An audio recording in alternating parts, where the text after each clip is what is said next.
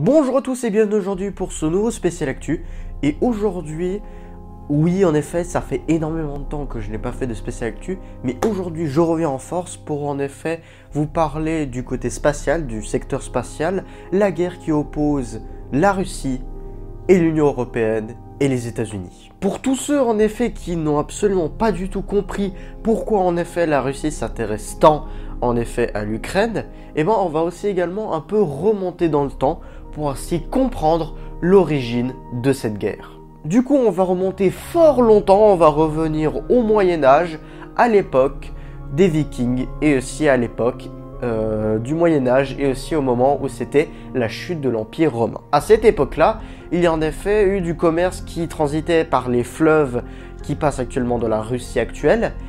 Mais ces fleuves en effet étaient très utilisés, notamment pour le commerce et surtout par les Vikings qui en effet utilisaient ces fleuves pour ainsi acheminer les marchandises qu'ils voulaient vendre. Et ainsi, petit à petit, des comptoirs fortifiés vont ainsi se créer, notamment aussi également des villes, comme par exemple Novgorod qui a été bâti sur un de ces fleuves, jusqu'à ce qu'à un moment donné, il y a eu Kiev qui a été fondée, et ainsi, à ce moment-là, est née la Rus de Kiev, qui est en effet dominée par un roi suédois.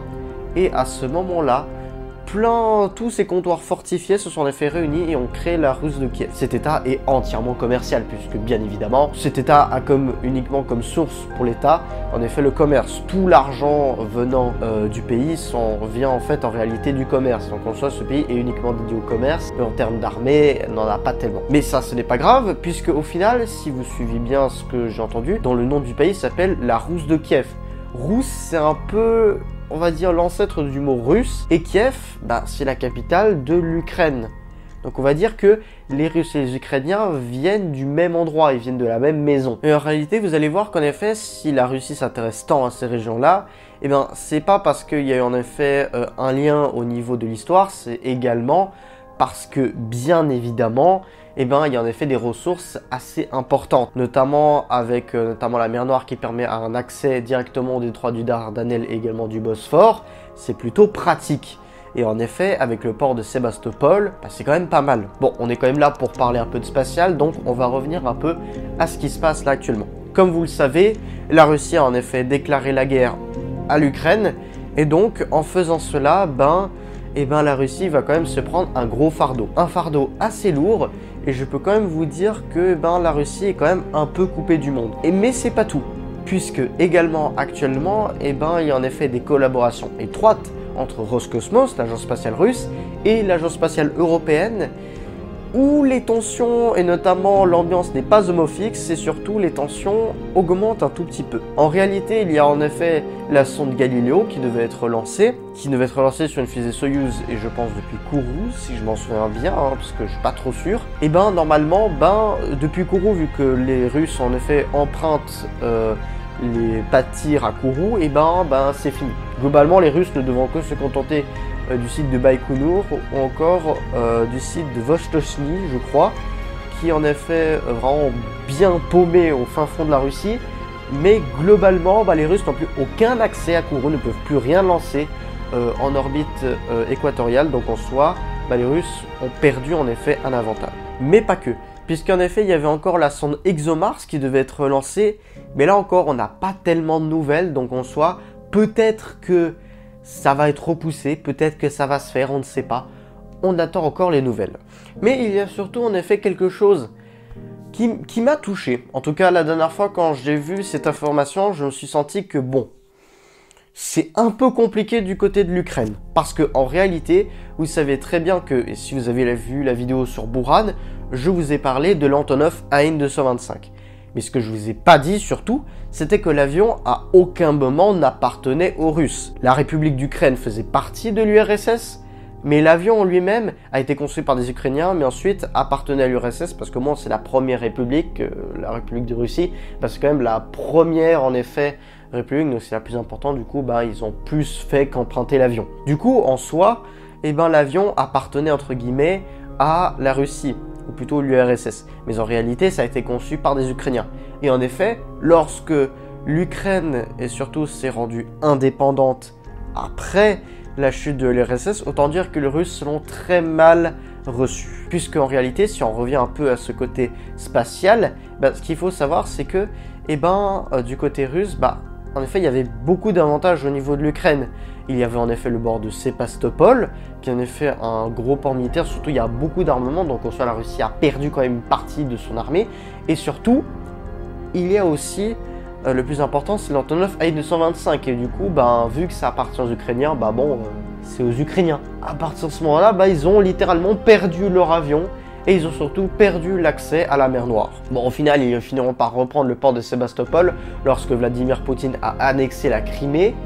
Mais cependant, en effet, Vladimir Poutine n'a pas réussi à récupérer l'avion en lui-même. Et du coup, ce qui s'est passé récemment, c'était que tout simplement, le hangar qui abritait l'Antonov An-225 s'est littéralement retrouvé bombardé et le premier exemplaire du nom a entièrement été détruit. Donc en soi, on peut dire adieu à l'Antonov An-225, les plans existent toujours, mais c'est simplement que l'avion en lui-même n'existe plus. Maintenant, on va ainsi changer un tout petit peu de sujet, et maintenant on va parler enfin de James Webb. En effet, c'est encore en lien avec ma chaîne, puisque en effet, ça fait au moins 2 ans, j'avais fait une vidéo notamment sur James Webb, et j'avais dit que normalement ça devait être lancé. Et finalement, enfin, c'est fait. Il a enfin été lancé. Ça faisait depuis au moins un bon bout de temps qu'on attendait qu'il soit lancé. C'est également le cas du SLS, mais je vais en parler un tout petit peu après. Mais en effet, c'est tous ces projets qui valent extrêmement cher et surtout là où en effet l'ESA n'a pas le droit à l'erreur. Si vous vous souvenez en effet de la vidéo sur Hubble, vous savez très bien que le plus gros défaut qu'il avait au début, c'était au niveau de ses miroirs, puisque il y avait un problème au niveau du polissage du miroir, ce qui faisait que lorsqu'il y avait des photos à rendre, surtout les photos étaient entièrement floues. C'est comme si, comme en photo, quand on fait la mise au point, c'est comme si la mise au point était mal faite.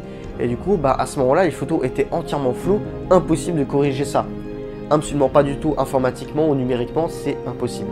Et donc, le seul moyen, c'était de changer la pièce défectueuse. Donc, en soit il y a une mission après qui est venue, qui a changé la pièce. C'était une navette spatiale, Discovery, bref. Ça a changé. Actuellement, Hubble est actuellement encore en orbite.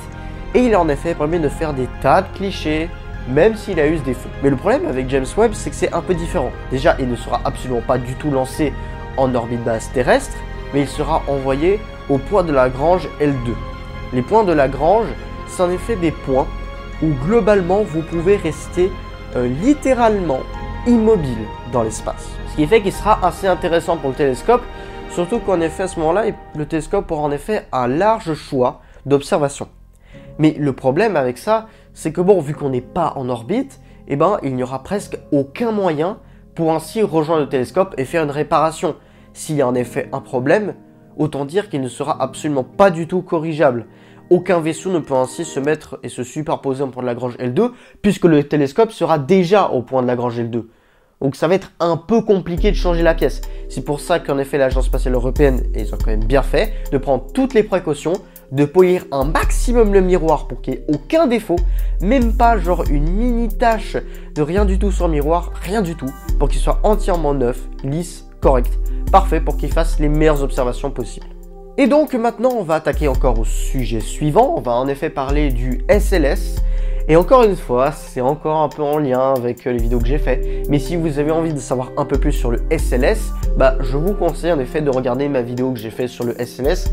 Vous comprendrez un peu mieux pourquoi en effet ça met énormément de temps à se faire. Et surtout, vous allez comprendre un peu le but de la fusée et surtout le but du programme.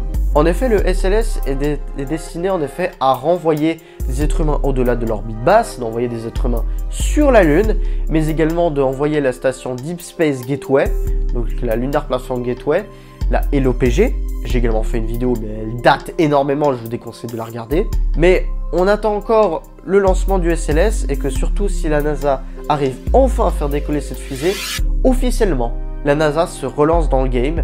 Et autant dire que cette décennie et surtout ce début 2020 est quand même assez riche. Et donc après, on va enfin voir si le SLS va en effet bel et bien se lancer cette année en 2022. On va terminer en effet cette vidéo avec en effet le rover Perseverance qui a été lancé l'année passée. Et ce rover est entièrement destiné à être lancé sur Mars.